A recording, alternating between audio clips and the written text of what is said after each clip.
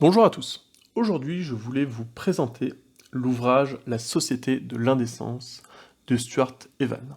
Cet ouvrage a été publié pour la première fois en 1976 aux États-Unis, puis en France en 1983 sous le titre Conscience sous influence, publicité et genèse de la société de consommation. Cet ouvrage est une excellente référence qui propose une généalogie de la société de consommation au XXe siècle.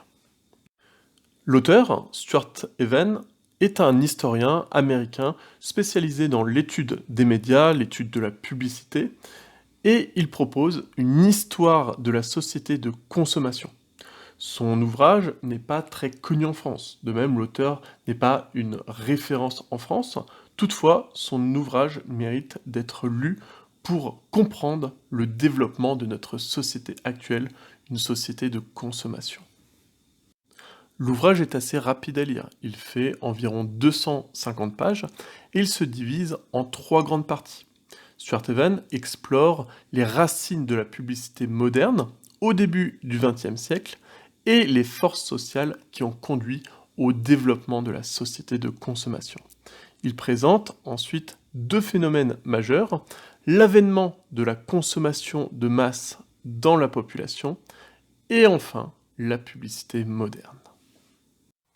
L'une des idées importantes développées par Evan dans son ouvrage est de dire que la société de consommation n'est pas le résultat naturel de l'évolution de l'économie et des sociétés après la révolution industrielle, mais cette société de consommation est le résultat d'un processus pensé et conçu par des cabinets de consultants payés très cher pour conditionner les cerveaux des populations à l'achat impulsif. Cette modification des modes de pensée passe par l'endettement et le mépris d'un principe simple de réalité économique. L'étude de la publicité est donc un bon moyen pour comprendre l'évolution du capitalisme entre le 19e et le 20e siècle. Evan explore comment la révolution industrielle a transformé le comportement des individus. Cette révolution industrielle sera l'un des principaux moteurs de la société de consommation. Ici, cette révolution va transformer dans l'ensemble la société en changeant le modèle économique, passant d'une société agraire à une société industrielle. Les comportements des individus vont également beaucoup évoluer. L'idée sera de faire tomber les barrières des coutumes ancestrales liées au christianisme, à la frugalité, vers des nouvelles pratiques transformant les individus en consommateurs. Les modes de production évoluant, le Fordisme va permettre à la classe ouvrière de réduire son temps de travail et d'augmenter progressivement les salaires. Ici, ces pratiques permettront le passage de la classe ouvrière à la classe moyenne. Dans son analyse des rapports de classe, Karl Marx avait fait cette distinction entre d'une part la bourgeoisie, les propriétaires qui disposent des moyens de production, et le prolétariat qui ne subsiste qu'en vendant sa force de travail. Avec l'avènement de la société de consommation, la bourgeoisie n'est plus la seule à pouvoir consommer. La classe moyenne va pouvoir rentrer dans ce cycle de consommation et la publicité va être l'un des principaux moteurs permettant la consommation à l'ensemble de la population.